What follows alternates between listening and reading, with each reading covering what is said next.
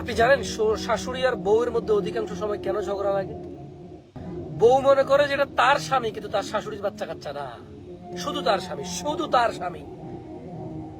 এই ছেলের যে মা বাপ আছে, এই ছেলে যে কারো আরো বেশি নিকটে আপন, এই ছেলে যে কারো আরো অতি আদরের, স্নেহের এবং বাধ্য থাকার মতো, এই ছেলে অনুগত্য করার মতো যে লোক এই পৃথিবীতে বেঁচে আছে, বউ এটা ভুলে যায়। তো মারা অনেক সময় দেখে যে মানে ছেলের বউদেরকে কম্পিটিটর হিসেবে নেয়, প্রতিযোগী হিসেবে নেয়। ওয়াই?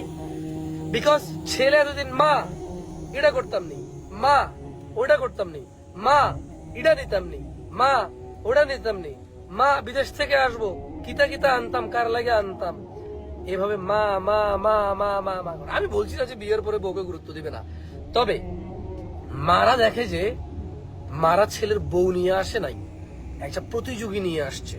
মাদেরও কিছু সতর্ক হওয়া উচিত। আমি বলবো না যে সব বউদের দোষ, বাট আমি আজকে একটা টপিক, একটা সাবজেক্ট নিয়ে কথা বলছি, সেই জন্য এই বিষয়ে কথা বলতেছি। আমি মানে ছেলের বউরা পরিবারের বংশ বিস্তারের, পরিবারের মর্যাদার নতুন একটা সদস্য না হয়ে শাশুড়িদের কাছে প্রতিযোগী হিসেবে হয়ে উঠছে।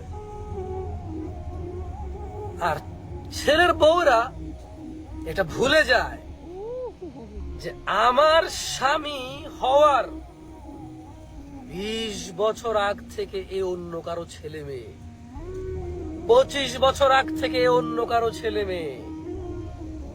বউরা ভুলে যায় যে ও যখন ছোটবেলায় ওর স্বামীর টাইফয়েড হয়েছিল, এ মহিলা জেগে জেগে সেবা যত্ন করে নাই, তার মা করেছে।